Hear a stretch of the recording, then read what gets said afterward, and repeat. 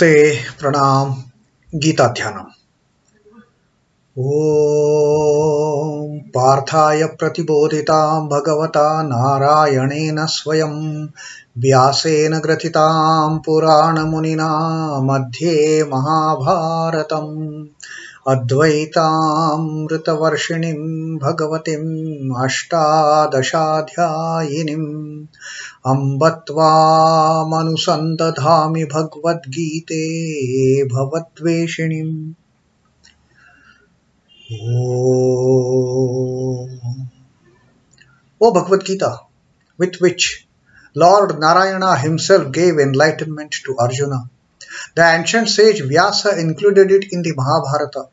O Goddess, showerer of the nectar-like knowledge of non-dualism contained in your 18 chapters, O my affectionate mother, the destroyer of rebirth, I meditate upon thee. Krishna Vandana. Vasudeva Sutam Devam Kansa Chanura Mardanam Devaki Paramanandam Krishnam Vande Jagadgurum. Son of Vasudeva, the slayer of Kansa and Chanur, extreme delight for Mother Devaki, O Lord Krishna, the supreme teacher of the universe, my salutations to you. Arjuna talking about the divine glories of the Lord himself in this Vibhuti Yoga, the 10th Adhyaya of Srimad Bhagavad Gita, and last two verses that we read, Arjuna has actually listed down all those divine qualities, divine attributes, divine glories, what he has understood. What he has understood about the Lord. And in the last shloka that we read about all those qualities of Parabrahmam, Param Dhama, Pavitram Paramam Bhavan, Purusham Shashvatam Divyam, Adi Devam Ajam Vibhum. All these qualities of the Lord that Arjuna narrated in the 12th shloka, he substantiated from where he has got to know of these. And then he told Arjuna, that, Shri Krishna, that Ahu Tvam Rishayaha Sarve Devarshi Naradahasthatha Asito Devalo Vyasaha Swayam Chaiva Bravishime. That it is you yourself have told me, but before that, before you told all these divine attributes of yourself to me in this discourse of the Bhagavad Gita, even the ancient rishis, the rishis of the yore, rishis like Devarshi Narada, rishis, the Asita, the Devala, and Maharshi Vyasa himself, they have proclaimed all these divine glories which I have just rattled off, which I have just grasped from these rishis what they have told, and you yourself have told me, don't forget that. So these are all the attributes that Arjuna once again reiterated and once again just brought out from his learnings, that the Lord is Parabrahma, that the Lord is the divine eternal abode, that the Lord is the eternal supreme purifier, Lord is the Purusha, Lord is the main chief principle of this entire creation, the male principle, the Purusha, from whom the Prakriti springs out.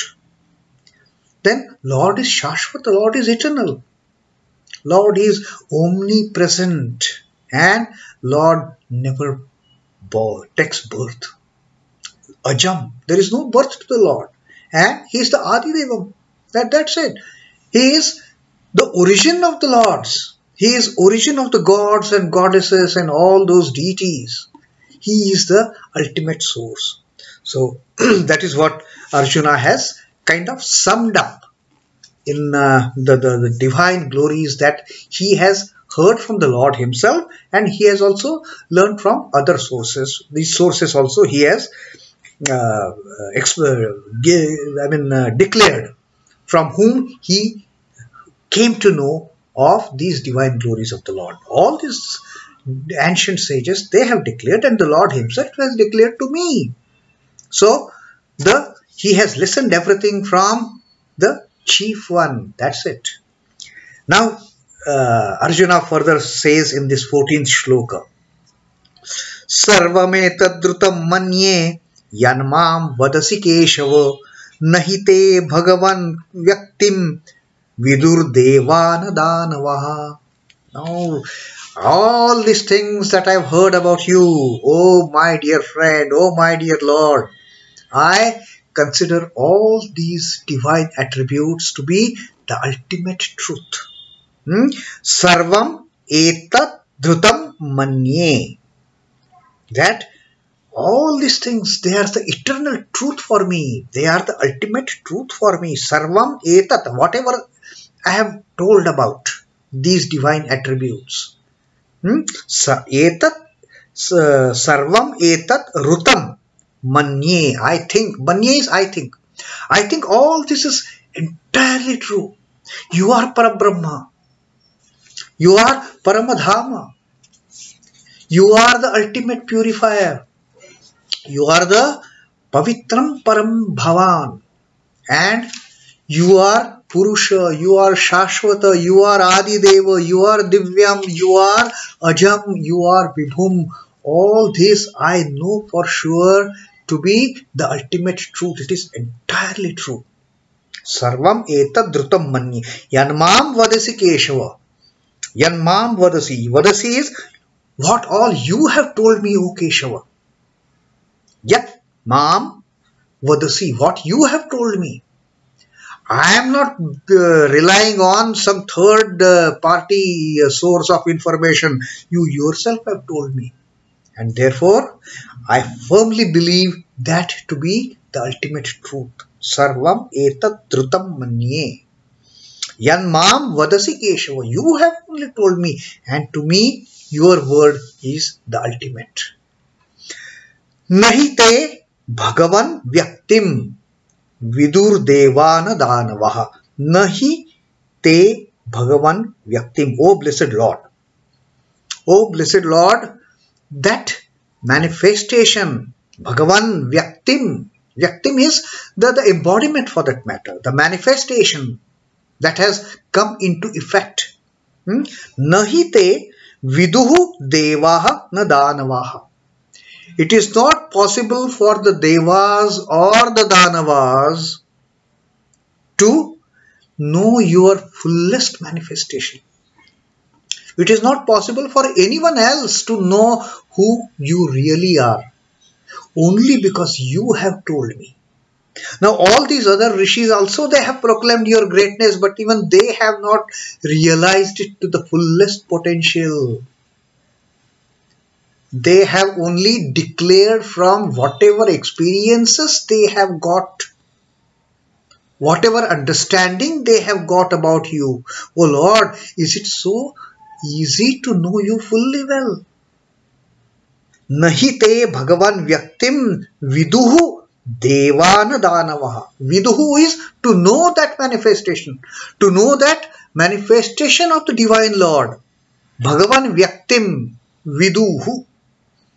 Knowledge, perfect, entire knowledge, the total knowledge about the divine manifestation of you as a great Lord is not possible for Devas as well as Danavas, the gods and goddesses as well as those Danavas. So, I hold as true all that you say to me, O Kesava. Neither the Devas nor the Danavas. Now, Devas are gods. Danavas are all those evil-minded, they are above human beings, of course. They are at par with Danavas, but if Danavas are on the positivity, Devas are on the positivity, I am extremely sorry. If Devas are on the positivity, Danavas are on the extreme negativity. Devas will do good, Danavas will do only bad. Devas will do good for others. Danavas only have selfish motives. So, they are also scholars, no doubt about it. They are also learned. So, one is the extreme good, one is the extreme evil.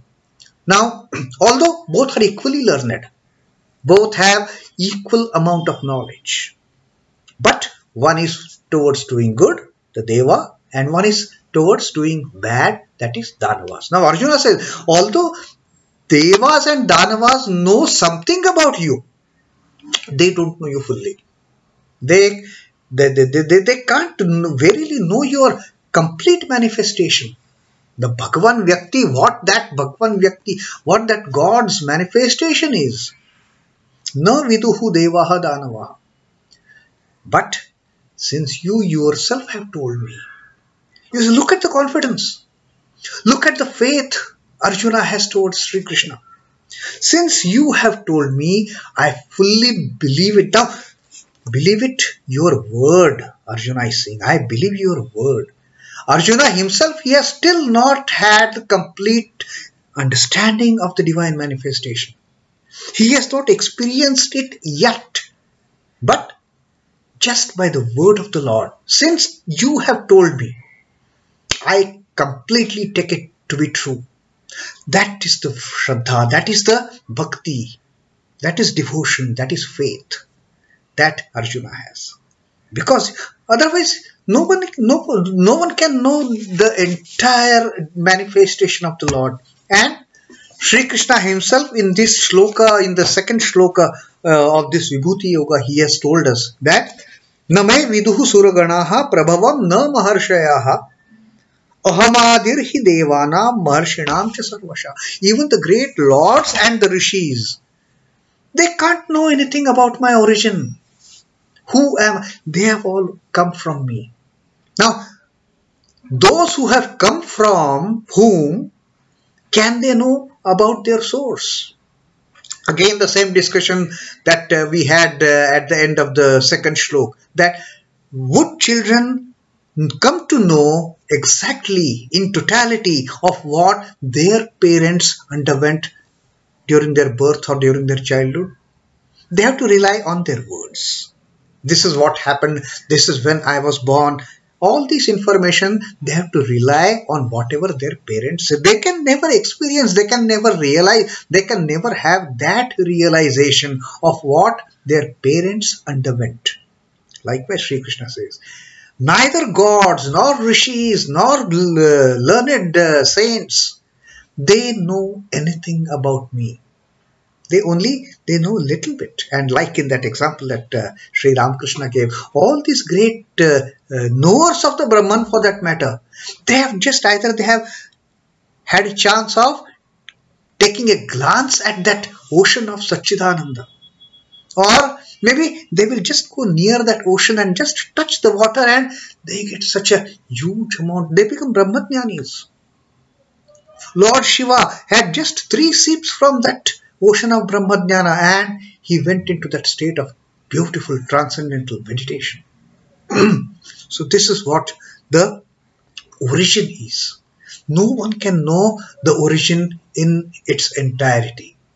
So Arjuna says here that whatever you say, I take it to be true. But in reality, even the Lord, gods and the demons, they cannot know your manifestation in totality. Nobody can know who you are. I'm only going by your word. Bhagavan is he who fully manifests 6 divine qualities. Bala, that is omnipotence. Dharma, righteousness. Aishwarya, the lordship. Shri, the wealth. And beauty. Shri is wealth and beauty, like Lakshmi. Jnana, wisdom and vairagya. Further, now these are the attributes, these are the actually the qualities that these qualities they manifest in the Bhagavan. Qualities from the perspective of this creation. Bala, the strength, the omnipotence, dharma, the righteousness, aishwarya, all the glory, the riches, and Shri, the wealth and beauty. Jnana, wisdom and vairagya is dispassion. Lord represents all these qualities which are otherwise observed in this external world. Further, the Lord knows the past, the present and future of beings. Because everything comes up from the Lord. Everything comes forth from the Lord. Lord knows everything, the past, present and future of each and every being in this creation. His manifestation in the human form remains unknown to Devas themselves. Then how the Danavas or Asuras come to know of his intents and extents? Even the gods, they are not aware of the greatness, the total manifestation of the Lord. Lord takes birth in the form of various incarnations. We can know only that incarnation element of the Lord to a very limited extent. The gods and demons and these devas and danavas, they can know. Even the human beings cannot comprehend even the incarnations in totality, or even partially for that matter. How many of the human beings, they have that total faith in the incarnations? We have reverence, yes, but do we have that shraddha? Do we have that faith? Do we have that obedience? Do we have that attitude of sacrificing ourselves? The Lord appeared as Rama, the Lord appeared as Krishna, the Lord appeared as Buddha, Lord appeared as Jesus, Lord appeared as Ramakrishna. Lord appears, Lord incarnates, but we always have an element of doubt attached. So, Arjuna says here, forget about the human beings, it is out of question, knowing even gods and demons who are much on the higher evolutionary platform than the human beings. They fail to understand you, O Lord. What to talk of me? What to talk of other human beings? But since you yourself have declared, since you have told me, I consider it to be the ultimate truth. Your word is the final word for me. So that is what Arjuna is telling Krishna about all those divine qualities, divine glories that he has mentioned in the 12th shloka. On this, Sri Ramakrishna has given a very subtle, very apt example. Sri Ramakrishna says, the sun is immensely greater than the earth. Yes, huge volume-wise, isn't it? I mean, after all, this entire our planetary system has come from that sun. So, what is the magnitude of the sun? Sun is huge. Then moon and Mars and Jupiter and Saturn and Venus and Buddha, all these planets which have come out from that ultimate source. But because of the distance, sun appears as a small disk.